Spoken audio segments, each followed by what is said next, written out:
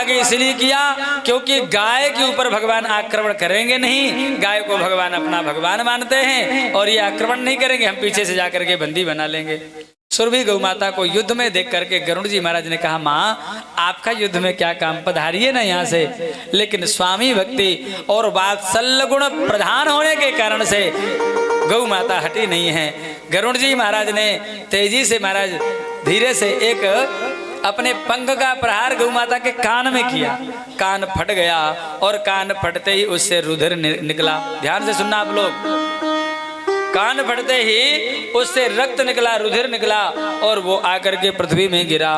उससे नशीले पदार्थ प्रकट हो गए, तंबाकू आदि।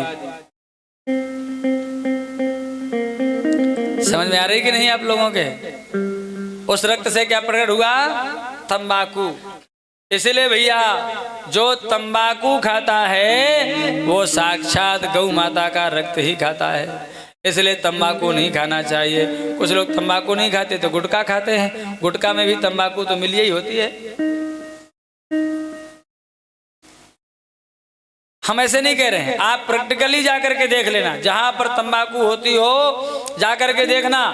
तंबाकू का पत्ता बिल्कुल गाय के कान जैसी आकृति का होता है और संस्कृत में उसे गोकर्णी ही कहते हैं। हमारे देश में कोई तंबाकू नहीं खाता था। जब मुगल आए तो उनको पता चला कि ये बड़े शक्तिशाली हैं, क्योंकि गौ सेवा करते हैं, गौ भक्ति करते हैं, इनको जीतना कठिन है। इनकी आध्यात्मिक गौ आराधना की शक्ति को कैसे नष्ट किया जाए?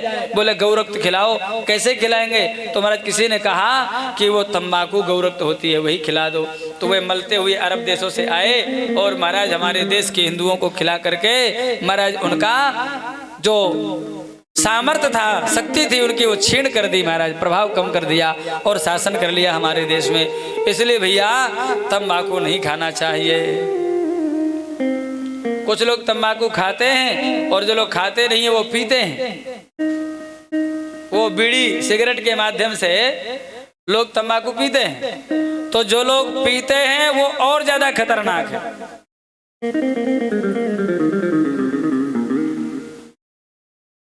अच्छा, खाने वाला अपने मुख को गंदा करेगा, धरती मैया को भी गंदा करेगा, है कि नहीं?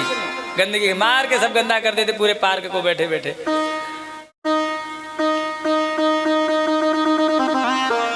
मुख भी गंदा, दांत भी गंदे और धरती मैया को गंदा किया।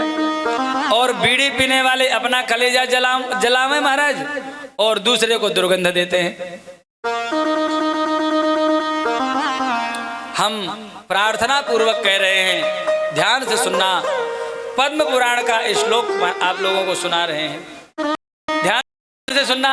पद्म पुराण का श्लोक, पार्क में बैठे हुए लोग भी ध्यान से सुने।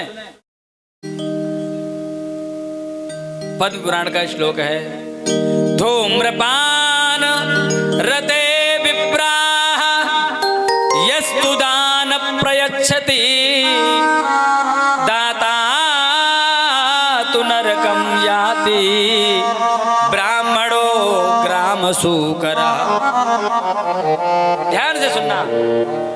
पद्म पुराण में लिखा है कि जो धुआं पीने वाला ब्राह्मण है, बीड़ी सिगरेट गांजा आदि पीने वाला ब्राह्मण है, उसे कोई दान करता है तो दान देने वाला नरक जाता है। दाता तो नरकम याति, दान देने वाला घोर नरक में जाता है।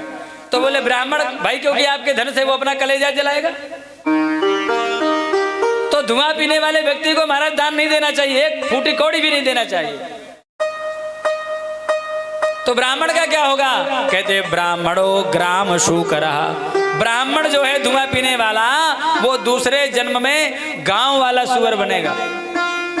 सुअर दो प्रकार के होते हैं, हाँ, एक जंगली सुअर, एक गांव वाला। अब आप सब लोग समझ सकते हो, हाँ, आगे कुछ कहने की जरूरत नहीं है। इसलिए भैया हम कोई किसी को नीचा दिखाने के लिए नहीं कह रहे हैं, न किसी का विरोध कर रहे हैं। प्रार्थना है, यह चीजें उचित नहीं है, अनुचित हैं, और हम प्रार्थना करें इन वस्तुओं से एक भी लाभ नहीं है, हानि है। ये जितने नशा हैं, जितने मादक पदार्थ हैं, चाहे वो शराब हो, चाहे गांजा हो, चाहे भांग हो, चाहे गुटखा तंबाकू बीड़ी सिगरेट आदि हो, इन सबसे केवल हानि है, लाभ कुछ भी नहीं है।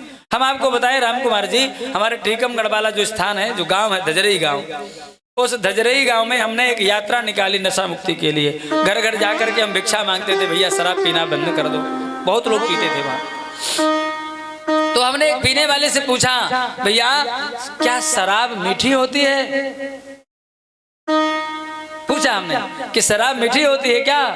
तो वो वहां बुंदेलखंडी भाषा में बोला, महाराज मीठी नहीं होत, ऐसे करके पीनी पड़त। तो हमका हो सकता है शराब पीने से ताकत बढ़ती होगी? ताकत बढ़ती है क्या शराब पीने से? बोले ना महाराज, ताकत भी नहीं बढ़ती है, शरीर बिल्कुल महाराज टूट जाता है और कई बार इतने शक्तिहीन हो जाते हैं कि रोड में पड़े रहते, नाली में पड़े रहते हैं। तो शराब मीठी भी नहीं होती है, शराब पीने से ताकत भी नहीं बढ़ती है। तो हमने कहा हो सकता है लोग सम्मान करते होंगे, आओ जी बैठो बैठो, शराब पिए हो, आओ बैठो। तो लोग सम्मान करते होंगे। नाना बोले महाराज लोग आदर भी नहीं करते, कहते ससुर शराबी है। भैया सम्मान नहीं मिलता, शराब पीने से ताकत भी नहीं बढ़ती है, शराब से महाराज शराब मीठी भी नहीं होती है, तो फिर शराब क्यों पीते हो भैया? उससे लाभ क्या है? बल्कि महाराज हानि ये है कि फेफड़े खराब हो जाए, किडनी खराब हो जाए, महाराज लीवर खराब हो जाए, असमय में मृत्यु हो जाए, एक्सीडेंट हो जाए, लोग शराबी कहें, और हो सकता है कभी कभी 2-4 जूता पड़ जाए तो भी कोई अतिशयोक्ति नहीं है। हाँ, प्रसादी भी मिल सकती है। भैया क्यों पीते हो राम जी? प्रार्थना है आप लोगों से, ये शराब, गांजा, भांग, बीड़ी, सिगरेट इन सब से दूर होकर के अच्छा जीवन जिए, मानव जीवन जिए और महाराज आनंद लें, भगवान को प्राप्त करें, यही हमारी प्रार्थना है।